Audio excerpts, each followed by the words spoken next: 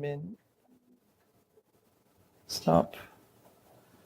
Yeah, that one. This one. Yeah, click on that. That's it. CoderDojo. Okay. Yeah, that's my dojo. So, CoderDojo 0, as in ground zero, started nearly 8 years ago in Cork, in Ireland. You can now zoom out. Okay. And it grew. It was designed to grow. It was designed to copy itself, to be self-replicating. And you can zoom right out now. And now there's about 1,800 dojos in 90 countries. And Japan is a very strong. Oh, you zoom back in a little. It's too many copies of the world. There we go. And as you can see, it's very strong in many countries. But there are also many countries where there's no CoderDojo at all. And so one of the things that we want to see is dojos spreading to countries like China, Mongolia. More in central India, places where kids really have got a disadvantage. Because right now, there are a lot of kids in the world that are not doing great.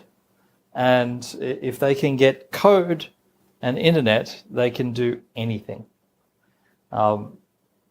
When I started with James CoderDojo, the reason that we started was in my day job, I'm an investor. I'm a venture capitalist. I invest in startup companies. And James had a startup. And mostly when a company comes to me, they say, "Bill, give me money." And I go, maybe. And I ask them one question. If they have a tech startup, I ask them, how many programmers do you have? And many times they come to me and they say, we've got a great CEO, great CFO, great marketing person, no coders. It's a bit like starting a restaurant and saying, great waiter, great marketing, great decor, no chef. And so I say, I'm sorry, but no money. and James came to me. He was 18, and he said, Bill, give me money. I said, okay. How many programmers? He said 3. I said, you're 18. How did you get 3 coders? And he said, I taught them at my school. I said, tell me more. And he said, well, I started a programming club in my school for kids. And you don't worry, they've seen the map now. I said, that's great. You must be very happy. And he said, no, I'm very sad. I said, why? He said, I've finished school and they've closed the club because I was the only person in the school who knew how to code. Now, as an investor, I'm thinking to myself, this explains a lot. Why everyone comes with no programmers is because nobody is teaching them how to code. And this was 8 years ago. So I said to James, why don't we start your club outside the school? And he said, oh, no, it'd be very hard. We would have to rent a venue. We would have to charge money. And I said, what if I could get somebody to give the venue for free? And we make it free. And he said, Bill, you're crazy. And I said, watch this space. And I rang the software programming business in Cork and I said, give me your training room for free. And they said, Bill, you're crazy. But I waited. And eventually they said, what do you want it for? And I said, I want to teach all the kids in your area who can't afford to learn. I want to teach all those kids how to program for free. And they said, oh, come. So we started in that office, the first dojo ever. And it took us about 3 months to figure out what we were doing. Because even though James had run a little club in his school, we had no idea. So we tried lots of things and we worked out over time how best to get kids to learn to code powerfully. And the answer is very simple. Give them freedom. The more freedom you give them, the faster they learn. And when I set up the first dojo with James, we came up with the name. The first name was not good. Saturday Morning Programming Club for Kids. It's not a good name. But my family, myself and my kids and my wife, we do kendo. And I thought, kendo dojo? CoderDojo. And so we came up with that name and people liked the name. They went, dojo? What's dojo? And we said, oh, it's where you learn, powerful stuff. And they were like, great, let's do it. So that's the name. And then when we were starting very early on, the parents asked me, what are the rules? What are the rules in CoderDojo? And I thought, this was, in the first week, and I was thinking, oh, what are the rules? That's a good idea. We should have rules. So I went and I looked at Boy Scouts, and there were rules, many, many rules. And then I went and I looked at soccer clubs, many, many rules. And I started to look at the rules, and I ended up with a big, long list of rules. And I'm thinking, I can't remember all these rules. This is very hard. And I noticed something, that all the rules were saying no. No. No, don't do this. No, don't do that. No, don't do this. And I thought, it's not very friendly. So I said, what about we make the rules yes? We want this, we want this, we want this, rather than no, no, no. Because I know from my kids, if I tell them no, they do it. So I thought, okay, well, maybe we make the rules positive. And we thought about what we wanted. And at the end of a long process, we ended up saying just one rule for the kids. Be cool. Everything we want them to do is just to be cool. You make a new Scratch game, that's cool. Be cool. You invent a robot, you go to coolest projects.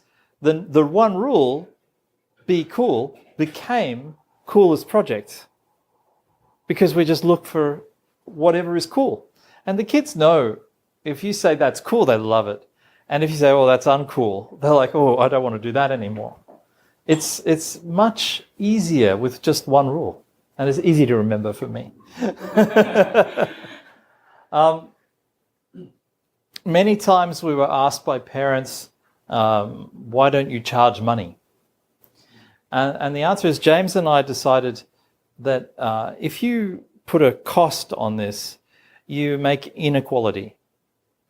Even if you charge some kids and you make others free, they never feel the same. They're unequal. And so we said, must be free. And that means that we really, CoderDojo really depends on you. Your heart and your spirit is what makes CoderDojo happen, because you're the champions, you're the mentors, and you're all great people. So from my heart, thank you for everything you're doing, because that makes the spirit of CoderDojo work. And so I personally thank you for that. Arigatou gozaimasu. That presentation before about, the CoderDojo kids, the ninjas becoming mentors, that's exactly the spirit that we started CoderDojo, because in my dojo, in CoderDojo Zero, I still go after 8 years. I'm still volunteering as a champion, but the ninjas are much smarter than me. There's nothing I can teach them, so they have to mentor, and that's powerful. And I noticed too, in my dojo, there were 2 very smart girls, ninjas. And I said to them, listen, you have a job. Each dojo, for 20 minutes, you must welcome the new kids and teach them the basics. And when 6 months after I did that, put 2 girls in charge of the newbie table, 50% girls in my dojo. Girls bring girls. All right? The girls come and they see girls in charge. I'm the mentor, 12 years old. I'm the mentor, 12 years old. I'm the mentor. Other girls see that, they say, I want to stay here. And so in my dojo, always there's one table, newbie table, and for 20 minutes at the start, it's girls mentoring on that table, and everybody goes there. And it's fun to watch, 14, 15-year-old boys looking up at the 12-year-old girl. Right? Yes. It's fantastic. It's very good for the girls too, to be in charge. And that's again in the spirit of, ninjas become mentors. Mentors become champions. And that's how CoderDojo keeps going. The other thing that keeps going is the venues, the places where you have dojos. It's very important to try and get the best offices. There's a CoderDojo at Twitter's headquarters. There's a CoderDojo in almost every Salesforce office. Big, expensive offices, and they give it for free. It is much better to have the dojos inside an office for free, because the kids love to go there. And they look and they have a lot of fun in those offices. And, if you look at Shinjuku, there's more office space in Shinjuku than almost anywhere else in that space. So if you can get the big companies to all open their doors on the weekend, on a Saturday afternoon, everybody benefits. The kids have fun, and the businesses see the next generation of coders that they'll need. It's very powerful. CoderDojo is not school. It's about freedom, both of the mind and of the heart and of the fingers, to be creative, to make new stuff. And the more it's not just free to go, but it's free to be. And the more you can get that spirit going around, the more power there is for everybody in the community. One thing in my dojo, all the parents sit at one side and all the kids sit at the other side, because we've found that the parents slow the kids down. It's much better to have the kids working together, and you encourage them to collaborate, and they create projects together. Being a champion for now 8 years means that I make the parents do everything. I come into my dojo, I sit down, someone brings me tea, someone brings me cake, I chill out. That's my job at the dojo. Because after 8 years, if I had to be doing lots and lots and lots of organizing and managing and everything else, I would have burnt out. Right? You can't keep going forever. You need to get the parents to do the work. Very important. It's free, but it's not a free ride. Another thing in my dojo that works really well is we give out belts. In karate, you have a white belt, a red belt, a brown belt, green belt, black belt. We have USB wristbands in white, in different colors. To get a black belt in my dojo, you need to have submitted code to GitHub that has been reused 1 million times. All right, so there have to be 1 million live instances of your code. That's a black belt. And the kids love the belts. They'll do a lot to earn the belts. And the belts are given free by businesses. They put their logo on there. That's fine. What else? I guess the other thing is if you have questions, now's the time to ask. If you want to know anything about CoderDojo, I still know pretty much everything. So thank you very much. And if you have questions, now's the time. というわけでまずはありがとうございます。